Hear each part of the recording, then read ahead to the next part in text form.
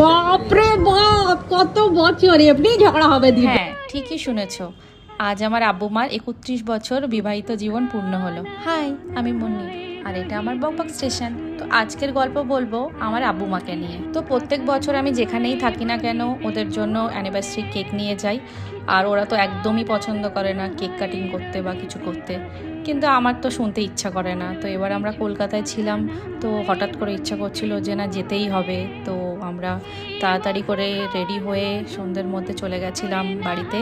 তো মা তো, আমরা গেছি খুব খুশি হয়েছে, কিন্তু কেক নিয়ে গেছি সেটা একদম পছন্দ করেনি, কারণ ওরা কেক কাটতে পছন্দ করে না।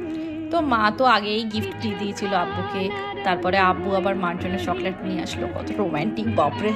যাই হোক, এসবের মাঝখানে সব থেকে বড় জিনিস হচ্ছে ওরা সারাক্ষণ ঝগড়া করে বাচ্চাদের মতো, কিন্তু এক মুহূর্ত একে অপরকে ছাড়া থাকতে পারে না। আবার এটা শুনলে আমাকে খুব বকবে যে এইসব কি ভুলভাল বকছি। যাই হোক, ওদেরকে আমি ধরে বেঁধে কেকটা কাটিয়েই নিলাম, কারণ কেক কাটা ছাড়া তো অ্যানিভার্সারি হয় না। তারপরে আমরা কেক টেক খেয়ে দিয়ে পরের দিন বেরিয়ে গেলাম, কারণ আমাদের থাকার সময় ছিল না। তো তোমরা তোমাদের বাবা মাদের অ্যানিভার্সারি কেমন ভাবে সেলিব্রেট করো কমেন্টে জানিও।